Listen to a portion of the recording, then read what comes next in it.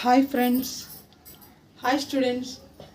ఈరోజు మనము భారతదేశం యొక్క సనాతన ధర్మం, సాంప్రదాయాలు, గొప్పతనం గురించి, Indian culture, greatness of Indian culture గురించి ఈ వీడియోలో తెలుసుకుందాము.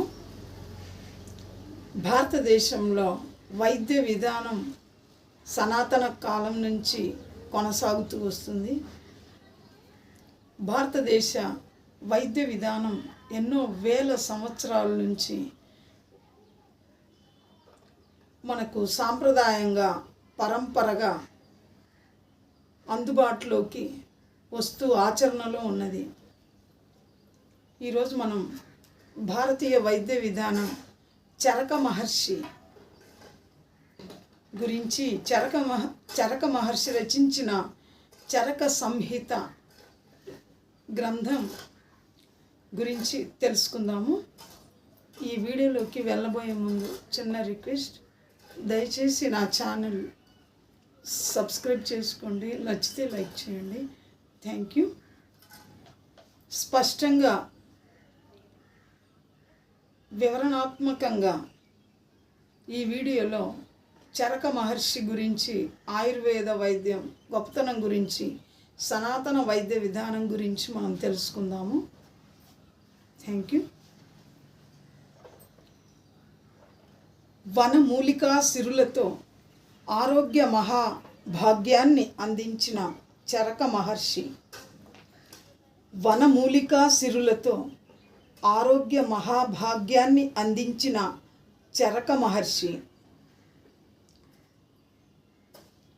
తీవ్రతరమవుతున్న పేదరికం, ఆర్థిక అభద్రత, విస్తరిస్తున్న అసమానతలతో పయనిస్తున్న మన భారతదేశానికి వైద్య సౌకర్యాలు సులభంగా, సమర్థంగా అందుబాటులోనికి రావాలంటే ప్రాచీన కాలం నాటి సంప్రదాయ వైద్య విధానాలను అనుసరించక తప్పదు.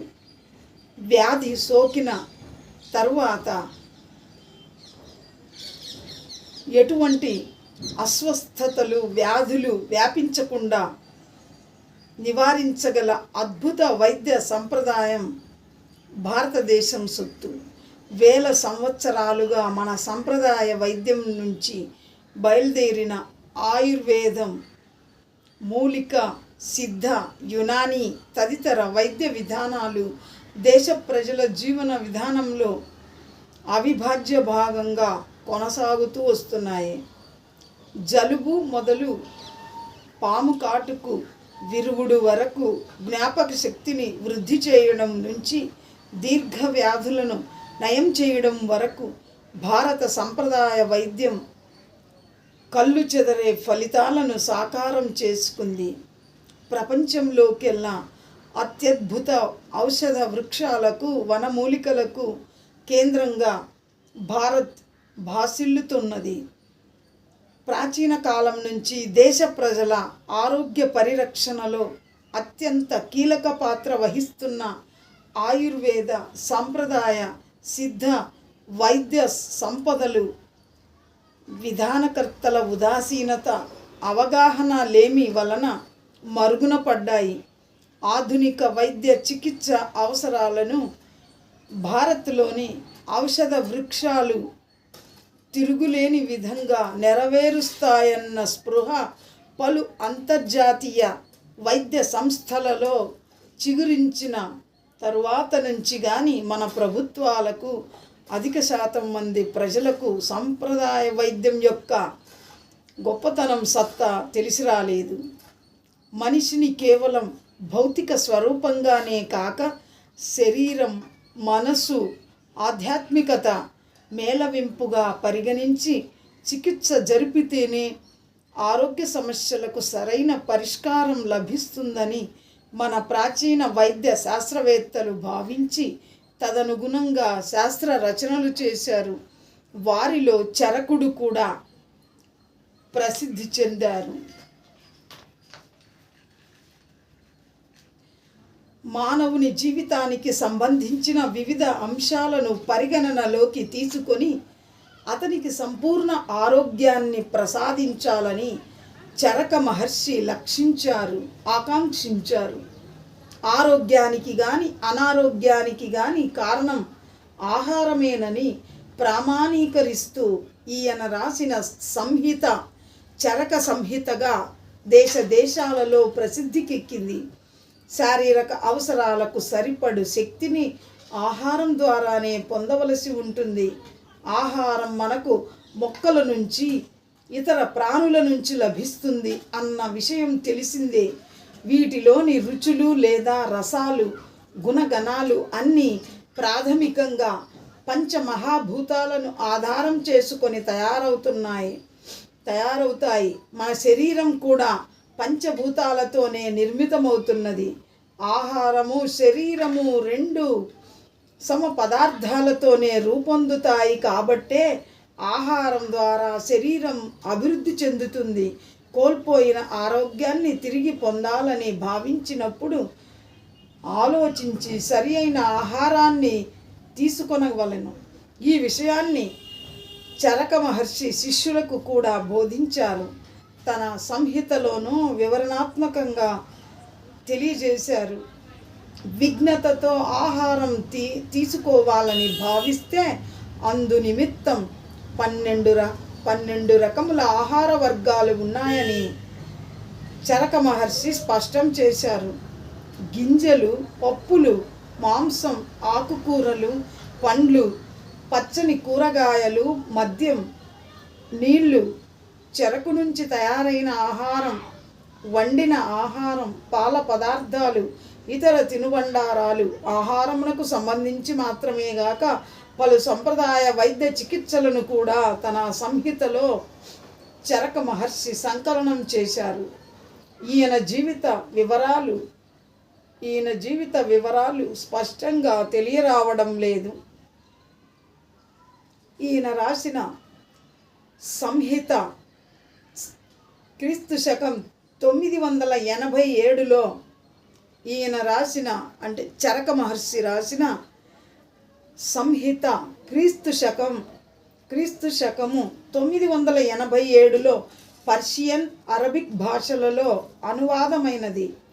సంహిత పేరుతో చరక మహర్షి కంటే ముందుగా మరో సంహిత వెలువడిందని, దానిని భేలా అనే వ్యక్తి రాసినట్లుగా చరిత్రకారులు అంటారు. చరక మహర్షి క్రీస్తు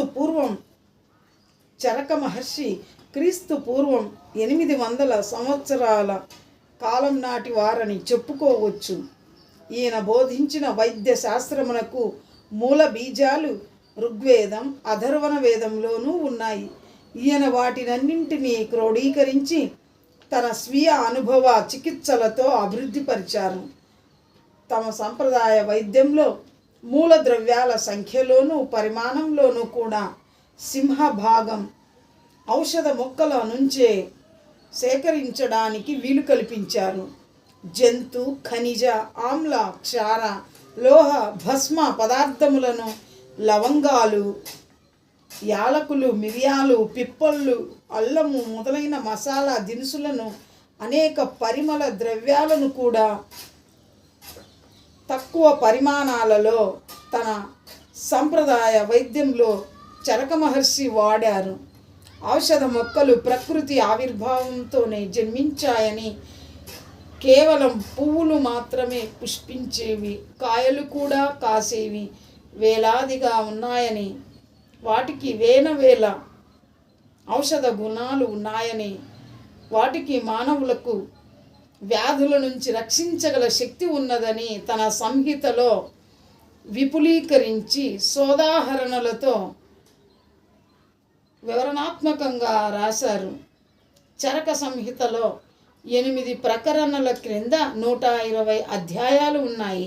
సూత్రస్థాన, నిదానస్థాన, విమానస్థాన, శరీరస్థాన, ఇంద్రియస్థాన, చికిత్సస్థాన, కల్పస్థాన, సిద్ధిస్థాన అనే శీర్షికలతో ఉన్న 8 ప్రకరణలలోని ప్రతి అధ్యాయం విస్తృత స్థాయిలో ఆరోగ్య సంరక్షణ, వ్యాధుల చికిత్సలను సూచించబడినది. కాలు విరిగిపోతే ఇనుప కాలును అమర్చి ఎలా అతికించవచ్చునో విపుల వర్ణనాలతో స్పష్టీకరించారు. అంధత్వం, పక్షవాతం, కుష్టు, మూర్ఛ, రాచపుండు అంటే క్యాన్సర్, రాచపుండు మొదలైన దీర్ఘకాలిక వ్యాధులకు సులభమైన నివారణోపాయములను సూచించారు. జీవేమ శరదః శతం అనే వేదవాక్యాన్ని ఉదహరిస్తూ మానవుడు నిండు నూరేళ్లు సుఖ సంతోషములతో ఆయురారోగ్యములతో సిరి సంపదలతో జీవించాలని ఆకాంక్షిస్తూ చరక సంహిత రచన ప్రారంభమైంది. చరక మహర్షి పూర్వనామం మహర్షి పునర్వసు అని, ఆయన రచించిన గ్రంథం పేరు చరకశాస్త్రం అని చెబుతారు కొందరు. సమస్త రోగాలు, వాటికి గల కారణాలు, వాటి నివారణోపాయములను, చికిత్సలు, ఔషధముల నియమాలను తన గ్రంథంలో రాసిన మహర్షి పునర్వసుకు ఒక రోజున జిజ్ఞాస ఒకటి కలిగింది. మారు వేషంలో సంచరిస్తూ ఒక నగరంలో వైద్యులు ఉన్న వీధికి సమీపంలో నిలిచి వ్యాధులు లేని వారు ఎవరు అని ప్రశ్నించడం ప్రారంభించారు. ఈ ప్రశ్న వినిన వైద్యులలో ఒకరు చవనప్రాశ లేహ్యాన్ని తిన్నవారు ఎన్నటికీ రోగగ్రస్తులు కారని అన్నారు. ఈ ప్రశ్న వినిన వైద్యులలో ఒకరు చవనప్రాశ లేహ్యాన్ని తిన్నవారు ఎన్నటికీ రోగగ్రస్తులు కారని అన్నారు. మరొకరు చంద్రప్రభావటి అన్నారు. వేరొకరు వంగభస్మం అన్నారు. ఇంకొకరు భాస్కర లవణ చూర్ణం ప్రతిదినం సేవిస్తే వ్యాధులనేవి దరిచేరవని ఘంటాపదంగా చెప్పారు.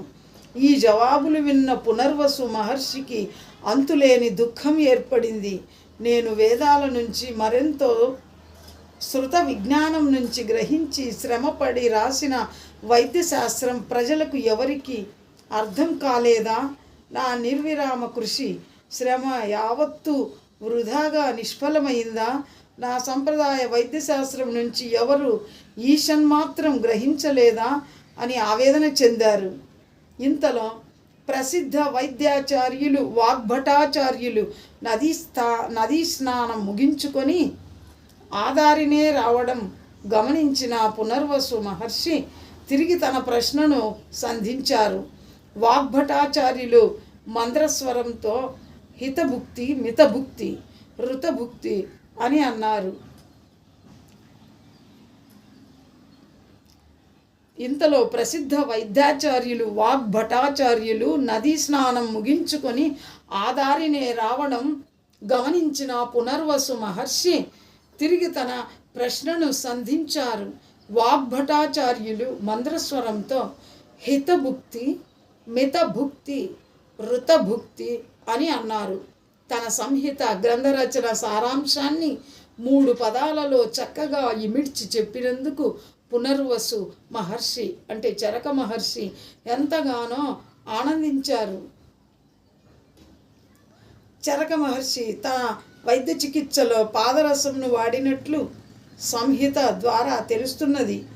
ఇదేమీ సామాన్యమైన విషయం కాదని వైద్య నిపుణులే అంగీకరించారు. మానవ దేహంలోని ప్రధాన ప్రక్రియలు ఏమిటి?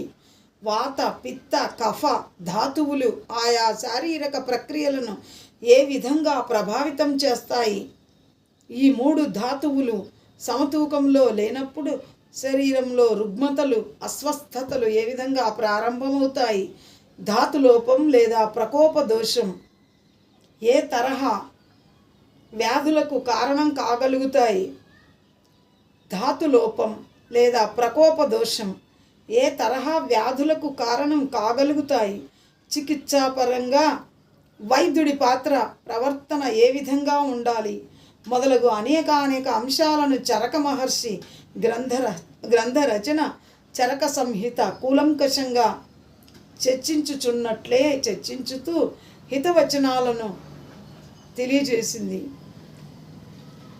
తమ గ్రంథరచనలోని మూలములన్నింటినీ వేదాల నుంచి, సమకాలిక పల్లె ప్రాంత జానపద వైద్యుల నుంచి సేకరించి అధ్యయనం చేసి పరిశోధనలు చేసి అభివృద్ధి పరిచి ఉన్నానని స్పష్టంగా చరక సంహితలో చరక మహర్షి తెలియచెప్పారు. అనుభవసారం కలిగిన మూలికా వైద్యుల నుంచి వైద్య చికిత్సాపరమైన అమూల్య విషయాలను వినయంతో నేర్చుకోవలసిందిగా శిష్యులకు హితోపదేశం చేశారు. అటవీ ప్రాంతంలోని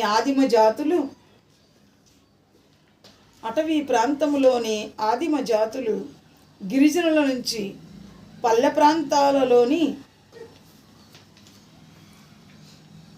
జానపద వైద్యుల నుంచి కూడా ఔషధ మొక్కలు మూలికల గూర్చి పరిజ్ఞానాన్ని చరక మహర్షి మనకు తెలుసుకొని చరక సంహిత ద్వారా అందించారని భావించవచ్చును.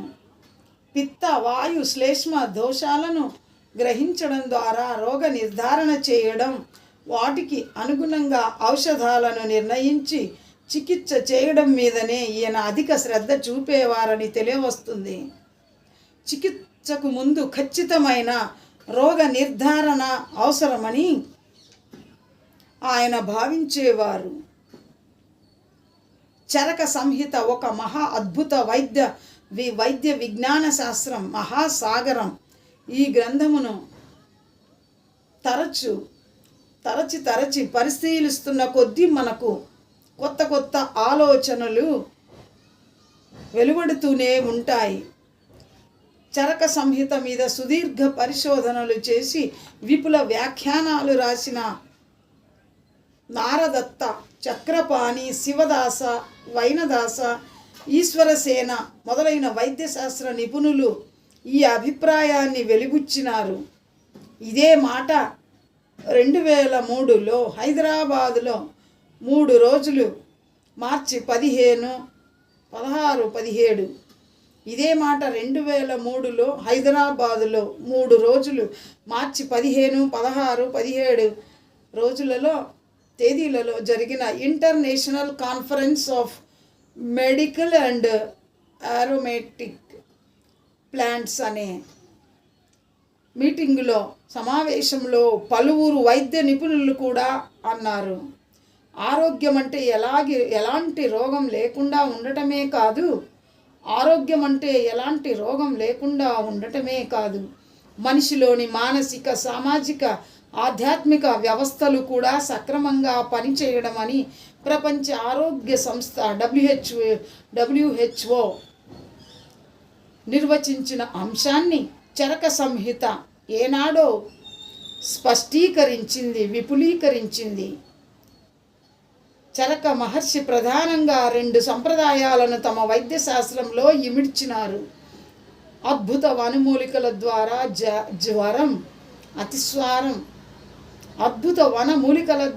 జ్వరం, అతిసారం, పక్షవాతం తదితర రుగ్మతలను అన్నింటినీ మటుమాయం చేసే కాయ చికిత్స అందులో మొదటిది.